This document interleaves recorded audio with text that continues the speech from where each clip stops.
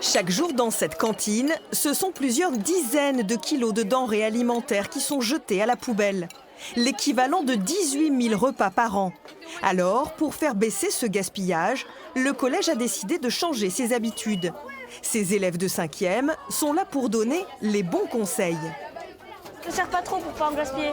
Quel est votre appétit là? Vous avez faim? Non, moyen. Non, bon, d'accord. Les entrées ne sont plus proposées en portions individuelles, c'est l'élève qui se sert en fonction de son appétit. Ce simple petit changement a déjà porté ses fruits. On est passé de 20 kilos par jour de gaspillage à 1 kilo par jour, donc ça prouve que ça marche. Autrefois, ils se servaient en portions, mais ils ne se posaient même pas la question, c'est-à-dire qu'ils prenaient automatiquement l'entrée. Et au final, il y avait 25% des entrées qui partaient à la poubelle sans que ce soit touché. Et aujourd'hui, on leur demande, vous vous servez, vous êtes responsable de ce que vous allez manger, et donc vous prenez en fonction de votre appétit. Même si beaucoup d'assiettes reviennent encore pleines, le message anti-gaspi fait son effet sur les collégiens. On a conscience qu'on gaspille beaucoup, donc on essaye de faire attention. Et on se pose les bonnes questions avant de manger. Et du coup, je trouve que c'est bien, c'est une bonne idée.